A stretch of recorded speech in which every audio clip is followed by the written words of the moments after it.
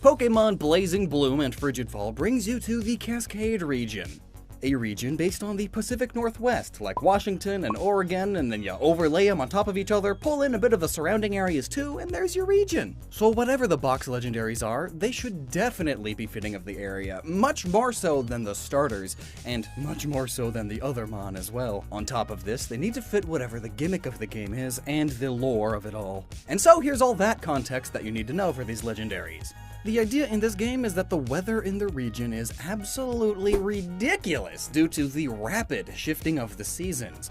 Remember how seasons worked in Unova? Every real-world month, the season would change for the whole region. But the real-world month is a gameplay mechanic thing, rather than saying that's how seasons actually work there. Like how, for instance, loads of open-world games have a day last, like, 20 minutes? That's not saying days literally last 20 minutes in their world, it's sped up for the sake of gameplay. It's symbolic. But in the Cascade region, that's how it actually works. The region is always experiencing every season at once in each quadrant, and they rotate as the legendaries roam, sort of orbiting the mountain in the middle. This idea is fitting, as the weather in the Pacific Northwest is absolutely ridiculous. Heck, just yesterday it was hailing in the morning, and then it was 90 degrees in the evening. In fact, right next to us is the area that has the world record for the greatest 24-hour temperature change in the world. A change of 103 degrees in under 24 hours.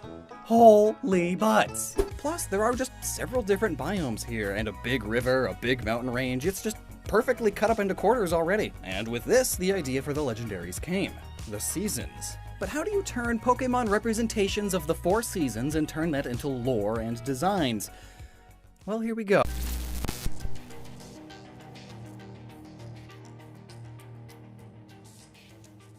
Alright, Professor Fur. Run Menzies' theory about the land here again? Well, to keep it short, long ago, back when what we now call fossil Pokemon still roamed the planet, this land didn't actually exist. It was instead merely a part of the vast ocean to the west, and according to myth, a giant bird of thunder flew across the area, followed by a behemoth under its command. That behemoth expanded the land from the east and created what we now call the Cascade region. Professors in other regions have since confirmed that the behemoth spoken about was a primal form of Groudon, and that the Cascade region is likely the last bit of land it ever created. But we've still yet to identify what the giant bird of thunder is, or if it even exists. And it's not one of the Zapdos? Well, we don't know much about it, but we do know that it wasn't Zapdos, a bird of lightning. Big difference. Anyway, this new land was smoldering and hot, as new land always is. It attracted a lot of fire and rock-type Pokemon, and eventually, a powerful fiery Pokemon wandered here from the south, the legendary Monadza.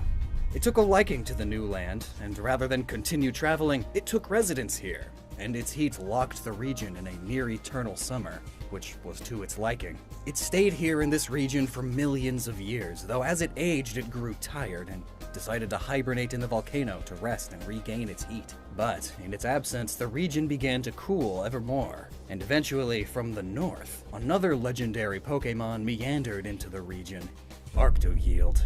And with its arrival, it brought along a downpour of snow and ice. It is what caused the entire ice age on this continent as it traveled, which of course led to us losing many kinds of Pokemon that we can now only revive from fossils and glaciers now. And having the dark heart that it did, it cared not for those losses, completely unconcerned, as it took a liking to the cold. But when it found the Cascade region eventually, it grew fond of it. It loved the beauty of this land. The mountains, valleys, rivers, and forests were the best it had ever seen. And so, it too took residence here, but locked the region in a nigh-eternal winter. The surviving heat and dryness-loving Pokemon were forced to leave, or perish, unable to handle the harshest of winters, and in their place came many cold and wet-loving Pokemon. But many millennia later, the cold eventually penetrated the volcano and sent a chill up Monadza's spine. It woke up and looked at what was once its territory in disgust. It hated the cold and began melting the ice in its vicinity until its part of the region was once again locked in a near-eternal summer. But its job wasn't done. It wouldn't rest until the ice was out of its region entirely. So it moved to the next area to melt the ice there. But from another mountaintop, Arctoyield noticed that a part of its region had warmed, and this warmth was leaking into another part. To put an end to this, it began traveling to this area to spread its winter once more, and thus their rivalry began. Both legendary Pokemon wish for full control of this land they call home, but neither is powerful enough to fully defeat the other. And so, one of them eventually blessed a Chumunk with great power to become a scout for it, to prepare the next quadrant for their arrival. The other liked the idea and followed suit. This led to Tamunk and Temunk, essentially deities of spring and autumn. And ever since, our region has been a seasonal anomaly in the world. Our seasons change rapidly, circling the volcano. At any given time, we experience all 4 seasons in different parts of the region. A blessing and a curse, really. We can grow seasonal crops all year round when the rest of the world has to wait, meaning during their off-season, we can export at a high price, but only the crops that grow fast enough to beat the next seasonal change. There are loads of tourist destinations here. Ski resorts, summer beaches, ice fishing, and river rapid runs, but only when the season is correct in the right area. But there is always something somewhere. And thus, compared to most other regions, the Cascade region is an economic powerhouse. Home of Amazol, the richest corporation in the world, and of course, many flourishing smaller businesses. And at the core, we have these 4 Pokemon to thank for it. But despite the astounding number of people that have moved here, we still only occasionally see these Pokemon. Occasional reports and occasional photos, they somehow avoid most human contact. But still, every time we get a new photo, I simply feel awe. How these and other legendary Pokemon live so long is still unknown, and I can't even imagine a life of eternal circling around the same region, rotating the seasons and nothing else.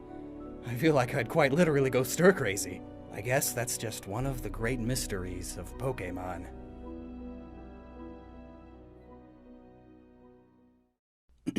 Alright, back out of character.